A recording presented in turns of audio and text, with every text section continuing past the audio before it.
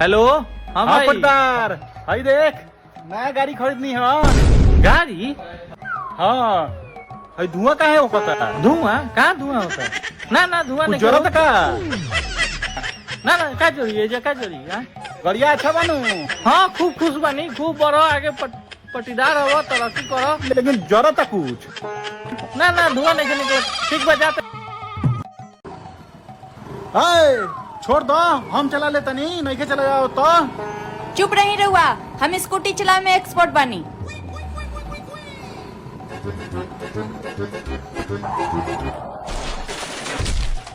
हम कहा तो नहीं है कि ठीक से चलावो। हमरा चलावे ठीक से ना आयल ह, रहुआ बैठे ना आयल ह, गिरा देनी रहुआ लेके। ए जी, हमनी के शादी के कितना साल हो गए? 5 साल का है। 5 साल में रहुआ तो हमरा के अच्छाइयो जान गल होखे, हम बुराइयो जान गल होखे। तो बताई हमरा अंदर का बुराई बा? बुराई तो सुना, तू एक नंबर के झगड़ालू औरत हो। हर छोटा छोटा बात खोज खोज के लड़ेलू, आ हर चीज में प्रॉब्लम तरह लगेला। खाली टेंशन लेवेलू आ खाली टेंशन देवेलू। दोबारा जन्म हो जानू तो खाली टेंशन वाली रहबू तू। जब इतने हमरा में बुराई बा तो हमरा साथे रहत कहले बानी? हम जात नहीं नहीं हट। ए बताई ना का बुराई बा, सोचे का लगनी? बुराई? तारा अंदर बुराई? तू तो अच्छाई के मूरत बारू, अच्छाई के मूरत। दुनिया के सबसे महान के तू, दुनिया में सबसे अच्छा के तू, दुनिया में सबसे सुंदर के तू, दुनिया में सबसे व्यवहारिक के तू। अरे अब मेरी इतनी भी तारीफ मत करो। हेलो माई, प्रणाम। खुश रहो। और खाना पीना हो गए? ना अभी कनिया बनाओ तरी। आए एगो बात कही माई, तारा पतो में सास के डर नहीं खे। हमरा देखो 4 बजे सवेरे जगल बनी, सारा काम धंधा हो गईल, हमार खाना पीना सब बना देनी। सास के डर बा हमरा।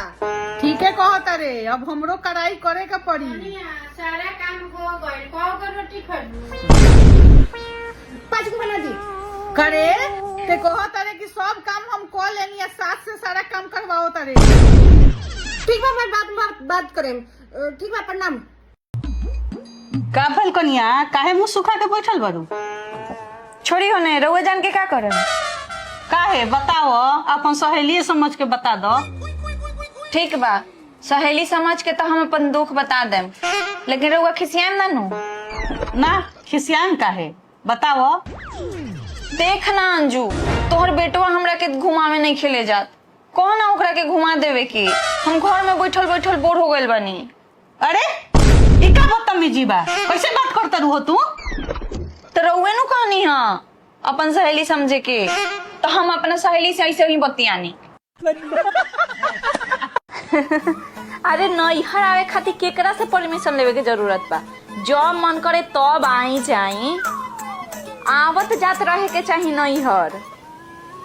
कनिया ई केकरा के उल्टा सीधा सिखाओ तरू हो? शादी के बाद लड़की के असली घर ससुरारे होला। ज्यादा नैहर के फेर में ना रहे के चाहिए, न तो ससुराल में मन ना लगेला, ससुराल में रहे के चाहिए। अच्छा मम्मी जी, ऐसा बात बा? हाँ तो ली ना रहुए समझा दी। हाँ तो दो। के हो? राउर बेटी।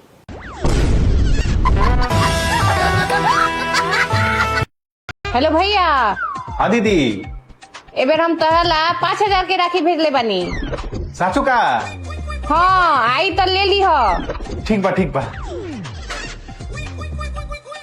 वाह, हमार बहन कितना अच्छा बिया, हमरा के कितना माने ले। सर आपका पार्सल है। Thank you. सर पेमेंट नहीं हुआ है, पेमेंट कैश ऑन डिलीवरी है। सर QR कोड, इस पे पेमेंट कर दीजिए। हो गई। Hello hello. हाँ दीदी, हम तोरा लानू 10,000 रुपया के गिफ्ट भेज दिले बानी, आई तो ले ली है। 10,000 के गिफ्ट? ठीक बा ले लेम। अब पता चली। अरे वाह, हाँ भाई हमरा ला 10,000 रुपए के गिफ्ट भेजले बा। लागत कि आ गई। हेलो मैम, आपका पार्सल है। Thank you. Excuse ma'am, payment. Payment? हाँ मैम, कैश ऑन डिलीवरी है। मैम पेमेंट कर दीजिए।